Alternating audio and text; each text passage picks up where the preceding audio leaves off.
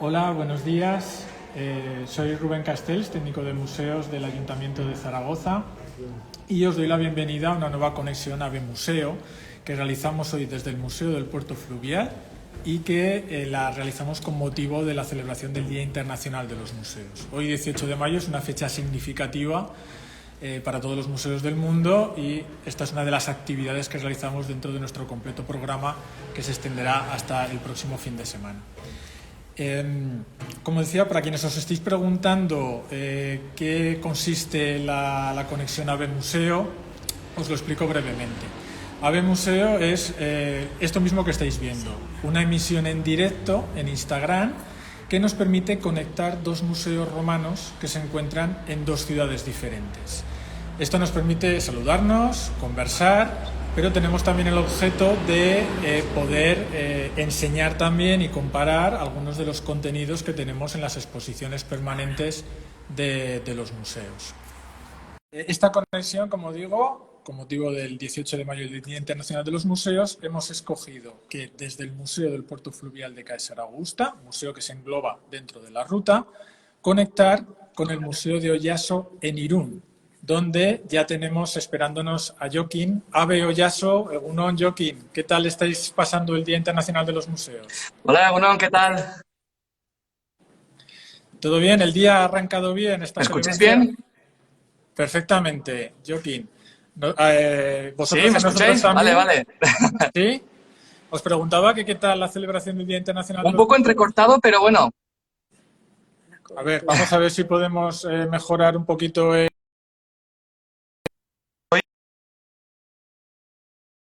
Oímos, pero se entrecorta. Joaquín, si...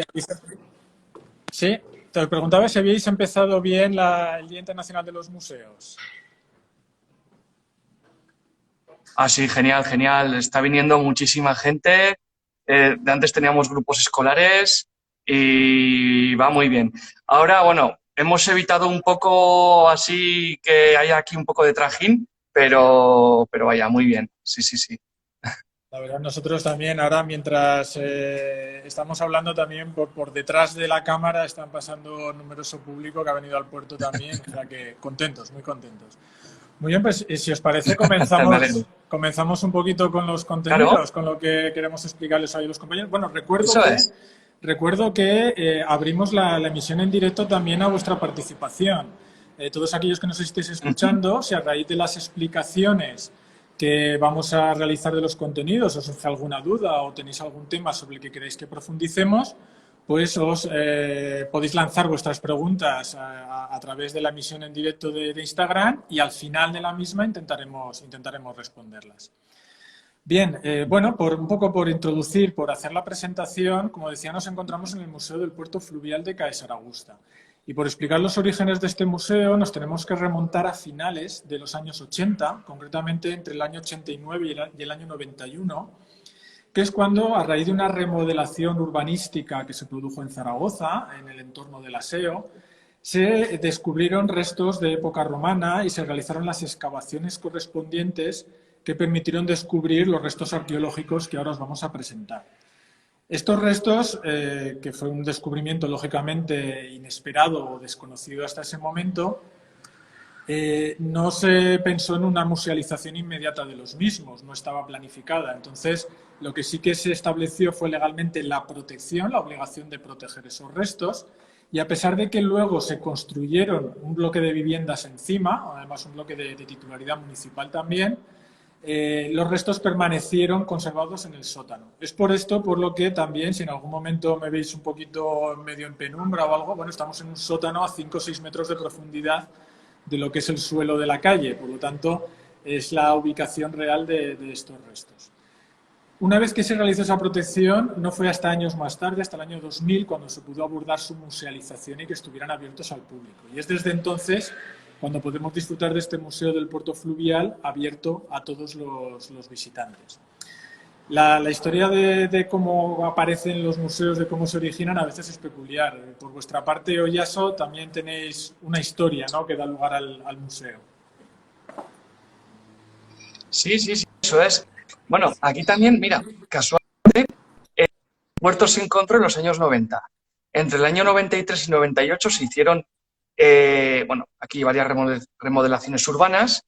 De antes, he de decir que aquí en la comarca del Bajo Bidasoa existían numerosos restos romanos, como las minas, una necrópolis, pero, bueno, pues la aparición del puerto fue algo chocante, nadie se lo esperaba, y mucho menos que apareciera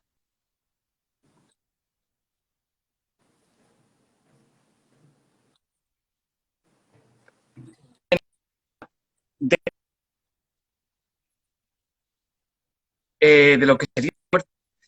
En un principio sí que hubo ideas de hacer, bueno, al igual que tenéis en Zaragoza, ¿no? Pues dividir el museo en varios edificios, pero finalmente, como aparecieron en el actual solar del Museo Yaso las termas, se pensó, bueno, pues, construir el museo aquí mismo, público en el 2006.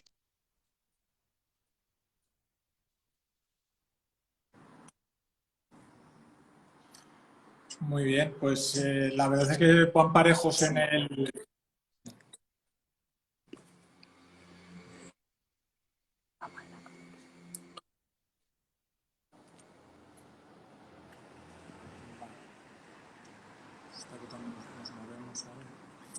Conexión. Sí, parece que estamos teniendo algunos problemas de conexión. Joaquín, de conexión.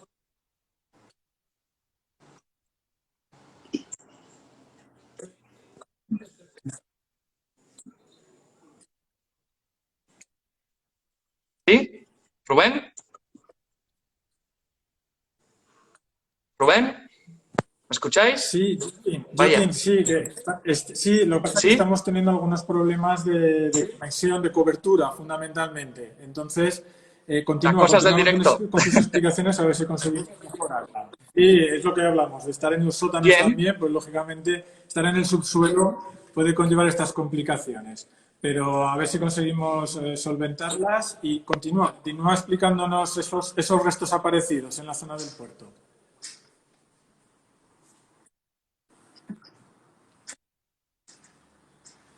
Vamos a movernos por aquí a ver si...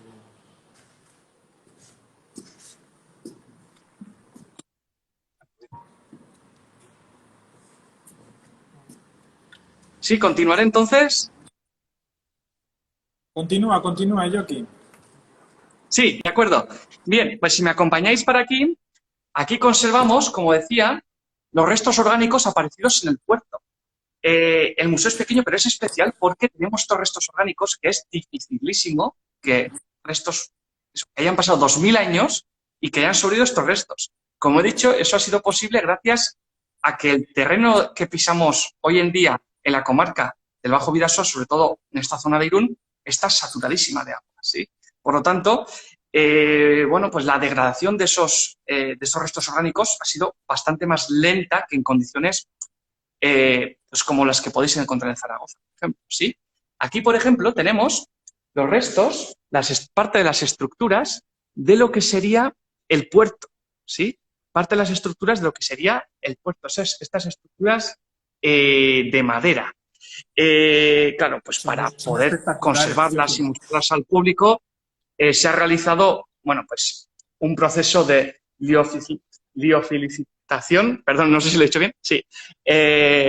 Y bueno, pues los tenemos aquí, bueno, pues para que el público lo vea. Y si me acompañáis para aquí, aquí tenemos uno de los restos más que apareció en el puerto. Se trata de una pieza, le llama la bomba de Tesibio, sí, se trata de una bomba de agua que, bueno, pues como su nombre indica, servía para achicar agua.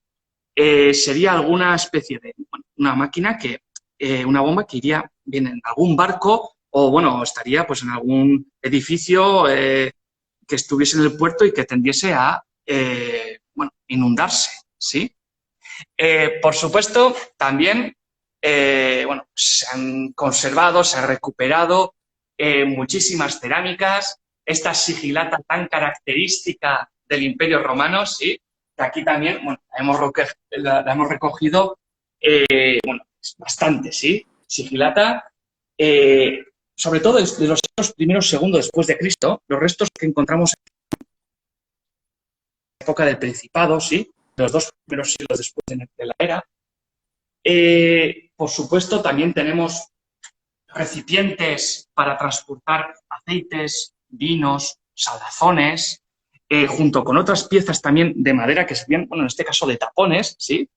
Lo dicho, es excepcional que hayan sobrevivido. Y monedas, muchísimas monedas. Aquí solamente tenemos una muestra, pero han aparecido muchísimas monedas, tanto de emperadores como de emperatrices, por supuesto. Entre los restos orgánicos destaca en esta vitrina, bueno, tenemos recogida, destaca la cuerda, ¿sí? Es dificilísimo que se conserve cuerda. Mira, es que es una maravilla, se puede apreciar hasta el trenzado de esa cuerda, ¿sí? Es auténticamente fabuloso que se haya conservado. Lo dicho, únicamente se pueden conservar en condiciones anaeróbicas muy concretas o en superficies muy secas o glaciares o saturadas de agua, como es el caso, ¿sí? Otros objetos de madera, ¿sí? Como podemos encontrar aquí, bueno, piezas de barcos, de barriles, de vajilla también de madera, ¿sí? Y, bueno, por supuesto, imagino que en el Ebro también la pesca sería importante, pero aquí en la costa lo era aún más, ¿sí? Y, bueno, pues se han encontrado muchísimos aparejos de pesca, aparejos pues, como plomos, bueno, en esta esquina tenemos plomos modernos, pero tenemos plomos tanto de plomo como de piedra, agujas, bueno, otros aparejos para arreglar, para coser redes y, bueno, pues aquí tenemos también anzuelos, ¿sí? Anzuelos. La pesca no era lo más importante de Oyaso. Oyaso, de hecho, parece ser que alcanzó gran renombre debido a las minas que tenemos aquí, ¿sí? A las minas de galena argentífera, es decir, de plata. Y por eso, bueno, pues este puerto fue bastante potente en ese sentido. A la vez que Oyaso está en un nudo de comunicaciones muy importante, ya que se trata del eslabón entre el puerto romano de Burdigala, es decir, de Burdeos, y Flavio-Briga, Castro Urdiales, ¿sí? Y Oyaso ejercía de eslabón marítimo entre estos dos grandes puertos.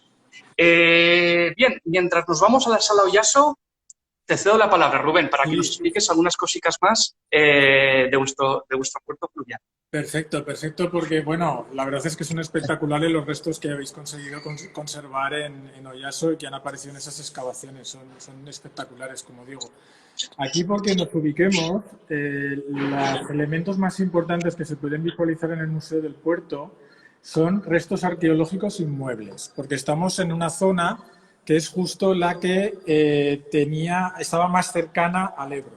Y, por tanto, restos que se han conservado pétreos son, por ejemplo, esos restos de pilares que formaban parte de una fachada de arquerías, que es justo la fachada de arquerías que daba al río, que lo tendríamos detrás de aquellos ventanales que estáis viendo en el fondo. Son unos restos que además, de alguna manera, serían la fachada de la ciudad y que permitirían conectar con un vestíbulo en el cual existían unas escaleras que también las hemos conservado y que las tenemos justo en ese extremo. Las estáis viendo ahora, son escaleras también con varios sillares romanos y que permitían salvar la diferencia de altura de la zona del puerto a la del foro, que se encontraba más elevado. Y el tercer elemento arqueológico lo podemos ver bajo nuestros pies, en el suelo. Son las cimentaciones necesarias para toda la construcción del edificio ubicado a orillas del Ebro. Como veis, son unas cimentaciones muy potentes, gruesas, y que veis además en sus huecos rellenadas de gravilla. Sin embargo, el aspecto que tendrían sin esa gravilla sería bastante diferente, puesto que en algunas zonas hay hasta 5 o 6 metros de profundidad o de altura de esas cimentaciones. Por tanto, nos da idea de cómo era necesaria esa potencia para construir edificios muy cerca del río, que siempre estaba un poquito más descontrolado en época romana, no estaba tan embalsado como ahora. Para que podamos hacernos mejor idea todavía de esos restos arqueológicos, de los cuales aquí vais viendo diferentes panorámicas, tenemos una hipótesis de reconstrucción, porque al final esta estructura, toda esta estructura arquitectónica, formaba parte de la esquina nordeste del foro. Realmente estamos en el lado norte del foro, un foro que se desplazó hacia el río precisamente por la importancia del comercio fluvial, del que luego daré también un poquito más de información, y por tanto se ha interpretado como el espacio conocido arqueológico más cercano al puerto, un puerto fluvial que estaría precisamente en esta orilla del río Ebro. En esta maqueta lo vemos muy visualmente. Esto sería el río, que tendría sus embarcaderos, sus muelles, sus rampas para salvar los diferentes niveles de altura. Esta sería la fachada de arquerías, de la cual conservamos los pilares inferiores, que darían paso al vestíbulo con esas escaleras que hemos visto. Es lo que conocemos de esta parte norte del foro y que, debido precisamente a esa cercanía al puerto fluvial y al lugar donde se operaba la mayor parte de las transacciones comerciales que se realizaban por el Ebro, está dedicado precisamente a ese puerto fluvial y a esa navegación posterior que se realizaba durante la época romana. Te cedo de nuevo la palabra, Joaquín, para que nos continúes enseñando cositas de Oyaso. Muy bien, sí, muy interesante también lo vuestro. Yo, bueno, estoy deseando de ir a verlo. He estado una vez, pero bueno, procuraré ir también este verano. Bienvenido Bien, aquí también ya lo seguimos sabes. con los restos orgánicos. Aquí seguimos con los restos orgánicos y en esta vitrina podemos observar restos de alimentos. Sabemos más o menos parte de su dieta, ¿sí? Sabemos que, por supuesto, consumían productos locales. Pues tenemos restos de cerdo, de gallina, restos de pescado, de productos también marítimos, pero también tenemos otros productos que no son de aquí, no se pueden obtener aquí. Ya hemos hablado antes de aceite, vino, pero tenemos también, por ejemplo, aceitunas, tenemos melocotones. Si os fijáis, bueno, en estos huesos de aquí, estos huesos de melocotones y aceitunas son los más antiguos que se han conservado de la península ibérica. Y veis que están, bueno, parece que son huesos actuales, sí, parece que están, que son No son de hoy en día. ¿Verdad, Joaquín? No son los del desayuno de hoy. ¿Perdón? No son los huesos del desayuno de hoy, ¿no? No. No, no lo son. Del desayuno de algún romano de aquella época, sí, que vivía aquí en Oyaso. Y bueno, pues lo dicho, en esta vitrina también podemos observar esa cerámica no solo hispana, sino también itálica, gálica y bueno, vidrio. Vidrio también, un producto de lujo en la época, lo que nos demuestra, bueno, que el nivel de vida de aquí, bueno, pues era bastante alto, sí, era bastante alto. Si me acompañáis a la maqueta que tenemos aquí, bueno, esta es una maqueta de lo que pensamos sería la polis de Oyaso, ¿sí? Ya hemos dicho que la polis de Oyaso, bueno, surgió en época augustea,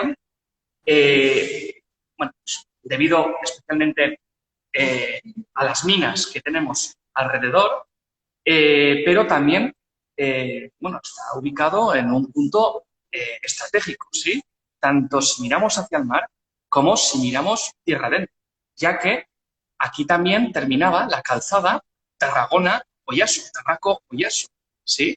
De hecho, Oyaso era la salida al mar del Conventus Caesar-Augustano, al que pertenece, por supuesto, Casa Augusta. Correcto, sí. Casa Augusta era la capital del Conventus al que pertenecía Oyaso. Bueno, y aquí podemos observar parte de esas, cómo serían esas estructuras portuarias, ¿sí? Este sería Santiago aproximadamente. Aquí nos ubicaríamos nosotros en las termas. Y lo dicho, pues aquí la calle Santiago, el solar de Tadeo Murguía, bueno, donde estaban esas estructuras para que los barcos se embarcasen, también algunas estructuras que funcionaban como astilleros, y los restos nos indican que también habría una serie de almacenes para, bueno, pues que facilitasen ese funcionamiento del puerto, ¿sí? Lo dicho, los restos encontrados son de los siglos I de Cristo. Sabemos que en esos años también se extrajo muchísima plata de aquí, plata que bueno, pues se trasladaría en barco o uno, también por tierra. También, claro, esto es un puerto marítimo, el vuestro es un puerto fluvial. Imagino que vosotros también podéis hablar de estacionalidad, pero en otro sentido, ¿sí? Quiero decir, en nuestro caso, claro, esto, bueno, estamos en la costa, por lo tanto, aquí los ritmos de vida, del trabajo, pues irían según las mareas en el día a día, pero también tenemos que tener en cuenta que la navegación, bueno, pues no era practicable durante todo el año, de forma normal, quiero decir, ¿sí? Por eso, según Vegecio, el 8 de febrero, y según Plinio, el 10 de marzo, se hacía una fiesta, el Navirium Isidis, ¿sí? Una fiesta en honor a Isis, para inaugurar la temporada de navegación, ¿sí? Para inaugurar la temporada de navegación. Bueno, sí, unos rituales que aquí reproducimos en los dies o iasones, ¿sí? En la semana romana que hacemos en Irún en julio, y la temporada de navegación duraba hasta noviembre. En noviembre se hacía la fiesta del Navirium Clausum, ¿sí? Pues se cerraban los mares, oficialmente se cerraban los mares, claro que se podía navegar, pero era peligroso, no se recomendaba, y por lo tanto, bueno, pues también era una fiesta que, bueno, pues, se celebraba también por todo lo alto, ¿sí? Lo dicho, imagino que vosotros también, bueno, tendréis algo que decir sobre la estacionalidad, ¿sí? Sobre el uso de la navegación, bueno, sobre la navegación en el río Ebro, según las temporadas, según las épocas del año. Sí, es así, porque la navegación marítima y la fluvial se complementaban, pero hasta cierto punto solamente. Porque la estacionalidad también estaba presente, pero en diferentes fechas. Las mejores épocas para la navegación fluvial en el Ebro fueron siempre la primavera y el otoño. En invierno, la navegación podía resultar mucho más dificultosa por las inclemencias meteorológicas y por el viento, y cuando no se realizaba, prácticamente se suspendía toda la navegación fluvial, era en la época del estiaje en verano, porque el caudal del Ebro no permitía, digamos, la navegación con la misma fluidez. Tenemos aquí una reproducción de lo que sería una de las embarcaciones que recorrían el Ebro. Lógicamente eran embarcaciones diferentes a las marítimas, necesitaban de un calado mucho más plano, mucho más bajo, para evitar encallar en el cauce del río. Eran embarcaciones de vela y que al mismo tiempo también permitían el uso de remos, porque tenemos que pensar claramente que estas embarcaciones tanto descendían a favor de las aguas del Ebro, que era la parte más sencilla, a favor de las aguas, y también con el cierzo, el viento que podía empujarles y favorecer ese ritmo de navegación, pero tenemos que pensar en las dificultades que podría suponer remontar el Ebro, frente a un caudal en ocasiones abundante en contra y frente también a ese posible viento o ausencia de viento. Es entonces cuando era necesario utilizar remos, utilizar perchas, o incluso está documentado en diferentes momentos la utilización de la sirga, o lo que es lo mismo, que parte de la tripulación descendiera a la orilla y mediante cuerdas remolcara la embarcación. Entonces, aquí tenemos expresada en esa maqueta estas figuras remolcando en momentos puntuales las embarcaciones con el fin de conseguir avanzar en el trayecto. Y tú has hecho antes un análisis muy completo precisamente de algunos de los productos que podían comerciarse, porque, bueno, aquí vemos también en la maqueta cómo el envase fundamental era la ánfora, que era el recipiente más utilizado para el transporte de mercancías, y precisamente a la izquierda de esta maqueta tenemos varias ánforas expuestas también aquí en el museo. Ánforas que permitían el transporte, en el caso de las tres que tenemos a la izquierda, de vino, mientras que la que tenemos a la derecha permitiría el transporte, o está documentado que permitió el transporte de salazones.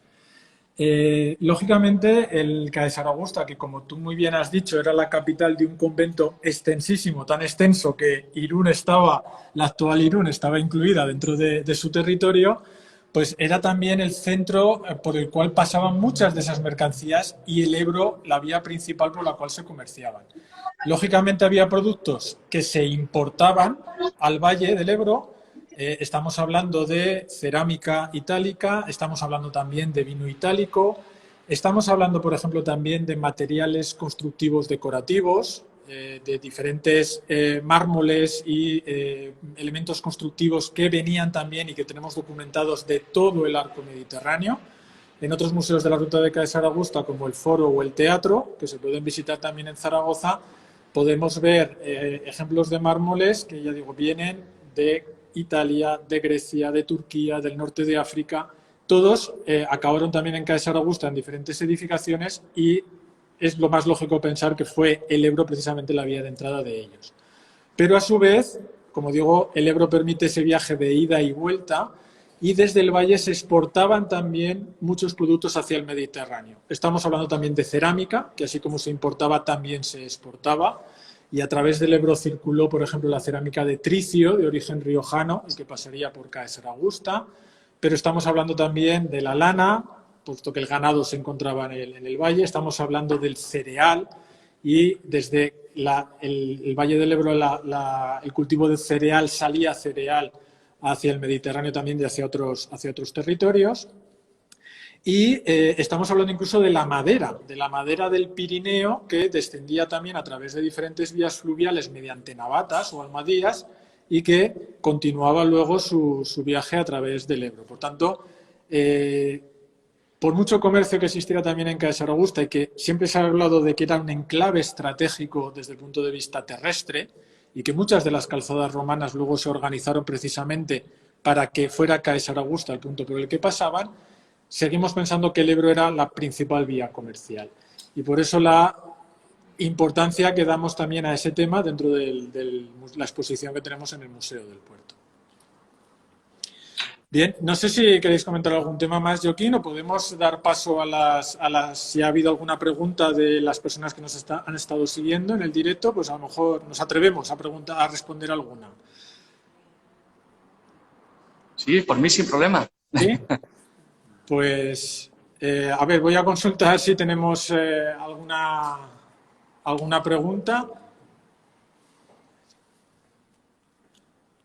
No, bueno, pues parece que no ha habido, no significa que no haya habido falta de interés en absoluto, seguro, pero a veces las preguntas no acaban de entrar. Bueno, pues Joaquín, la verdad es que ha sido un placer poder contar con vosotros en el Día Internacional del Museo, poder hacer esta conexión, este nuevo AVE Museo y la verdad que encantados de colaborar con vosotros y de haber conocido toda esa cantidad de materiales que tenéis expuestos tan espectaculares.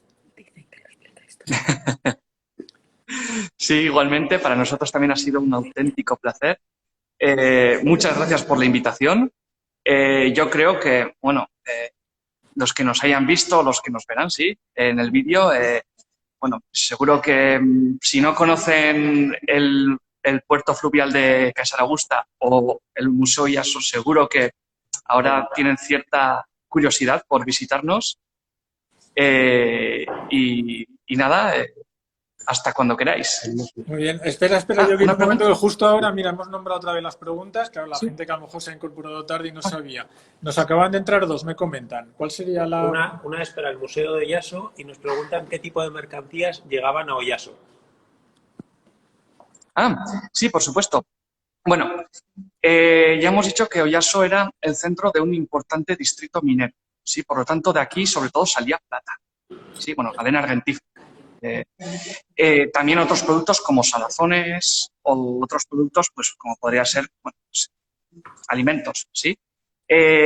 Los productos que llegaban aquí, en cambio, bueno, pues podemos deducir, según los restos arqueológicos que hemos encontrado, aceite, vino, también, por supuesto, no son productos, pero también vendrían personas, mucha gente, pues a trabajar también a las minas, ¿sí? Y bueno, también, pensamos que, claro, la gente que viviría aquí, sobre todo las familias más pudientes, pues tendrían un alto nivel de vida y por lo tanto también vendrían productos exóticos como podrían ser el vidrio. Se ha encontrado una pipa de hachís, ¿sí? Una pipa de cerámica de hachís, por lo que también llegaría a esa clase de productos, ¿sí? algo también muy excepcional.